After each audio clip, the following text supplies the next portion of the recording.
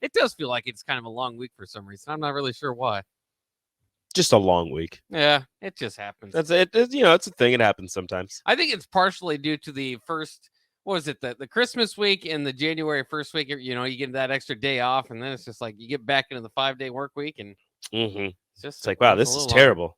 And then, of course, in sports, there's never a 5-day work week. There's always nights and weekends and all that too.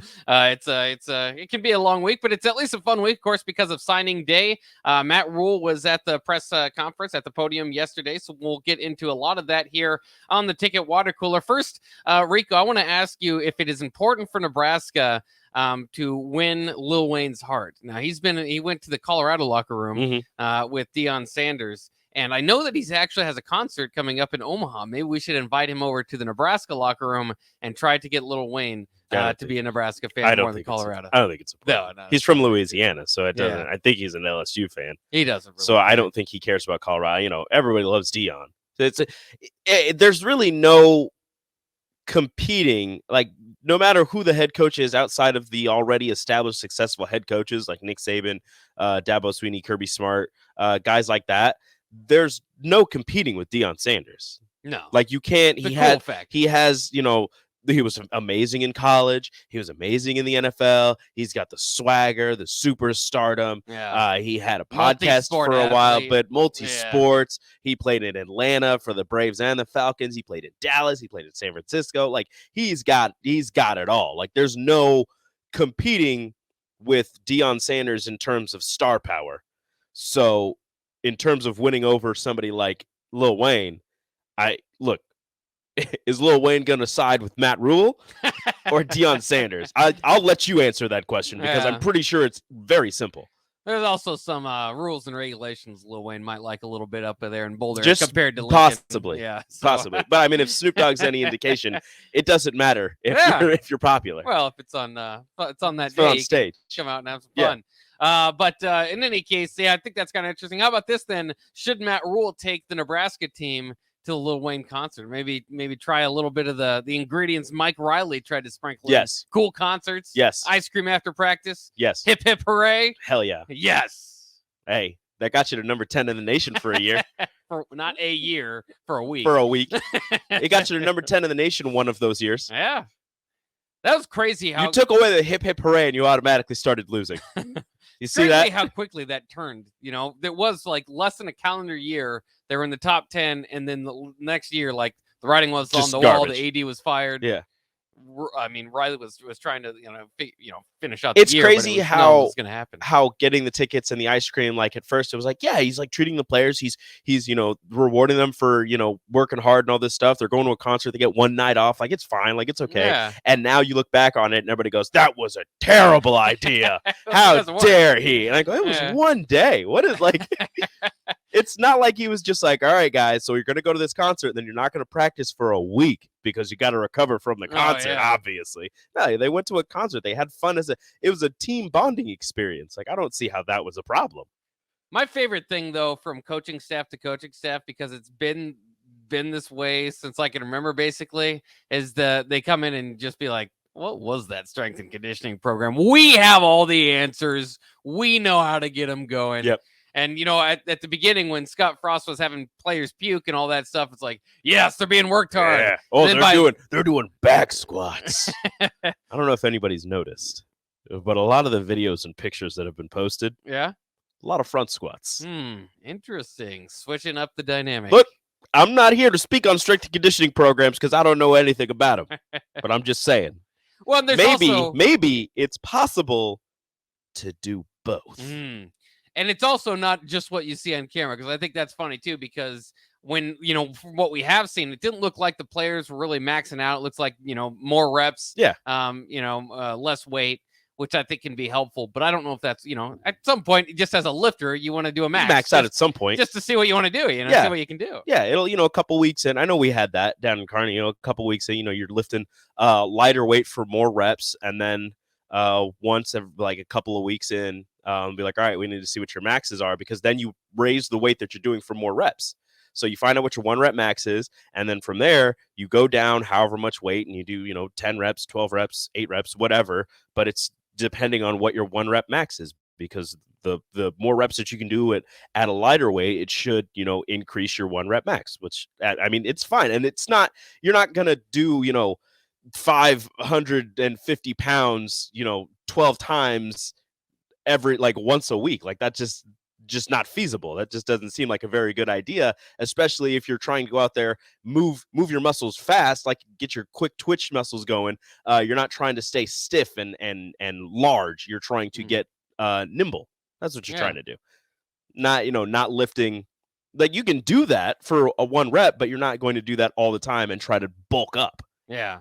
Let's hear a little bit about the strength and conditioning program, and in specific Corey Campbell, the new strength coach from the head coach, Matt Rhule. Oh, I mean, Corey's elite since the day I first met him at Baylor. He's he's unbelievably demanding.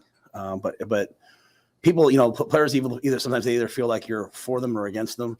He can hold you really, really accountable, and they'd still know he's for them. But he's also really knowledgeable, right? He understands all the science of what he does in the weight room. I mean, I want us to be a place that's on the cutting edge of everything, sports science wise, player development wise, recovery wise. That's what this new building, the Go Big project, is going to allow us to do. But the people have to match the functionality, right? And so Corey has that, and he built a staff of guys. We have a physical therapist as part of our weight room staff. So we have.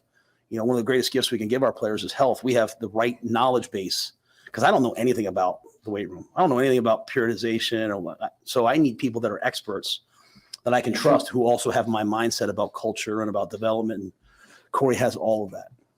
Corey's another former walk-on my staff too. There's a bunch of us that had to fight our way for everything. Sorry. Yeah, that's interesting. I did not know that about Corey Campbell being a walk-on. And I know, He doesn't look like he'd be a walk-on. He doesn't. And he played pretty well down there for the Bulldogs. Another former Georgia Bulldog in the program. Another corn dog in the program for Nebraska. It's kind of cool to hear. I do have one critique of Matt Rhule. If you say everything's elite, then it start to make me wonder if everything's elite. It's like they say that about younger generation or everything's elite. You keep using that word. I do not think it means what you think it means. Like and he said that about a restaurant, I think, the other day, and elite. It's a good restaurant. I think if you have enough, if you just say everything's elite, I'm not going to believe you. That's just his way of saying things. That's just his way of saying things are really good to him. But what's like beyond elite? What's the word? Well, the thing is, if that's elite, then what's Georgia football? Because beyond right now, their championship level. Well, that's what they are. You can be elite and not win. Oklahoma for all those years was elite. They weren't winning championships. I'm just saying, there's got to be a word, like if you're using elite's supposed to be, held off for the top of the top, and when he's saying that, I think the that's elite what he's 11 trying to mean. Yeah, like for the quarterbacks, like the elite 11. Yeah, well, that exactly. one guy's going to West Florida, so. Yeah. Elite. Jalen Rashada, by the way, the $13 million man going to Arizona State. Absolutely nothing to do with NIL, he said. You wouldn't think. I mean, that's what he said. He said it's relationship based now with the first year head coach. If Herm Edwards was there, dude's like 36. Think like, I don't know about what's going on there. I'd go there. I'd want to be coached by Herm Edwards. Would you? Yeah. I think I would too. I mean, you have to imagine you have a lot of choices if Arizona State's offering you too. But yeah, I'd take Herm Edwards. Arizona State would be a cool school too. It's kind of out there in the desert, so there's that. But yeah, that's a party school. Kind of a party school, yeah. No, not kind of. It's a party school. It is a party school, yeah. Sam Keller had his fun out there. Matt Leinart had too much fun out there. Just a once smidge. He got drafted to Arizona. Never became an NFL quarterback very good, but that's all right. He made his way for Kurt Warner to get in there and get him to the Super Bowl. So I get what you're talking about with the elite thing that Rhule does. I think it's just it's just a word that's a part of his vocabulary that he uses pretty liberally. He'll refer to one of the coaches as elite. He'll refer to a position player as elite. Refers to restaurants as elite. I think that's just his way of saying to him this is really good or really impressive. And that's just the word that he's kind of globbed onto. I'm sure Will know when he thinks something is beyond elite, even if he uses the word elite. I'm sure there'll be some other catchphrases or words used within whatever sentence or within whatever sentences that are being used to describe whatever he's talking about when he believes that something is beyond elite or elite in a fashion that we would also dub elite. How many times can I say elite in one probably segment? still can't beat Matt Rhule. Let's do this. We've got 2.5 minute opening segment here. Listen to what he says, but also see if he says elite anytime here. All right, so I just got a brief opening statement. Hope that's okay. First of all, just want to make sure that we honor and celebrate National Girls and Women's in Sports Day. A great Huskers event today that my wife came in for, and it's really one of the great things about being here is just the opportunity to see other sports. You don't get that in the National Football League. And elite match last week, watching our women's tennis team play. And so I look forward to being a part of the campus community and watching with my son and my 2 daughters and my wife all the women athletes here on campus as they excel in their craft. And so a great day to support Title IX and all that it's done for athletics. I'm obviously excited today to support a Black History Month, the beginning of Black History Month, and obviously support that within our team as well as on campus. Want to wish the best of luck to the 4 players, the 4 former Huskers that are going to play in the Super Bowl.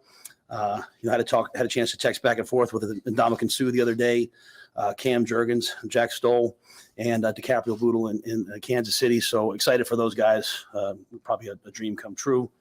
And finally, I tweeted it out yesterday, but really honored that Coach Osborne has agreed to be the keynote speaker at our spring clinic.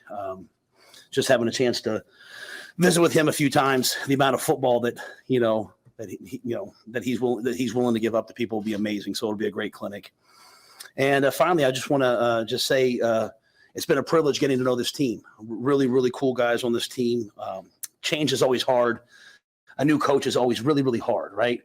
There's this period of, why are we doing this? Why are we doing that, man? But I'm really proud of the way that they're working. They're working really hard, both on the field and off the field.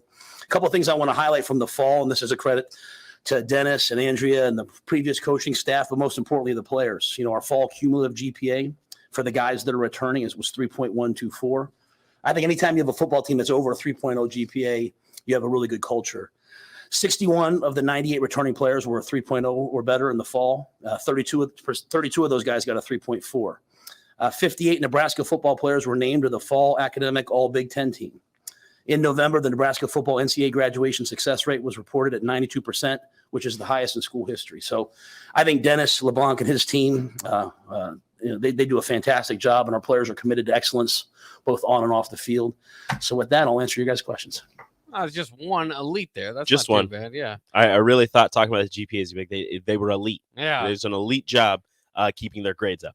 And that's one thing we didn't give Frost enough credit: the grades in the classroom. Yes.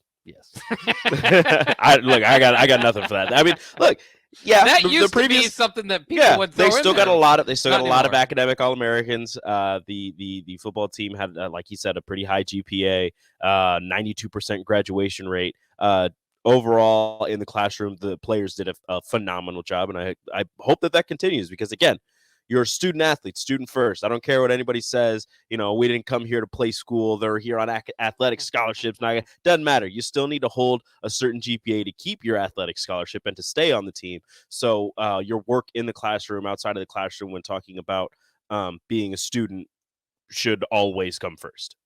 A couple things off the text line. Aaron says no elite for Dr. Tom or Sue. Yeah, I mean that's where I would use my elite. He was honored. That Dr. Tom, and he got to text back and forth with Sue, which is something that I'm sure a lot of people would love to do. Yeah.